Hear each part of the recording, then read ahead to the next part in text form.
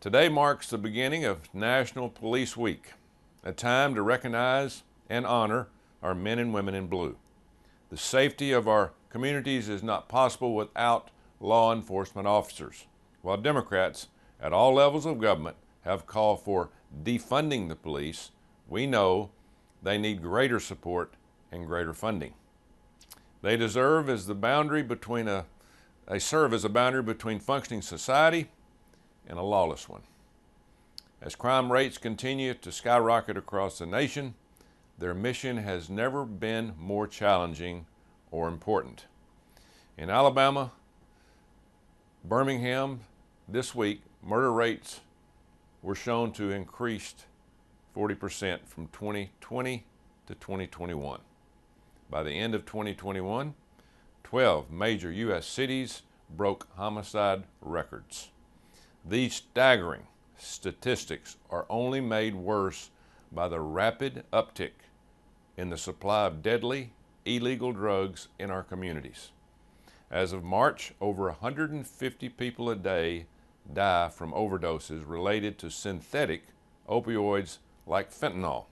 We know that fentanyl is flowing freely into our country as a result of President Biden's open border policies. Policies that make it more difficult for law enforcement to do their jobs, like seizing deadly drugs before they infiltrate our communities. While crime and overdose rates rise, police hiring rates are on the decline, and officers are opting to retire at a more frequent rate now than ever before. This leaves our communities even more vulnerable to bad actors. The American people are taking notice that our nation is less safe under the Biden administration. According to a recent poll, 60% of Americans disapprove of the president's handling of crime. We need to support our law enforcement, whether they are on the border or patrolling Main Street, Alabama. I have taken action to do just that. For example, my Empowering Law Enforcement Act will help ensure law enforcement officers can keep communities safe by granting state and local officers the authority to investigate, identify, apprehend, and arrest, detain, and transfer an illegal immigrant they encounter in their community.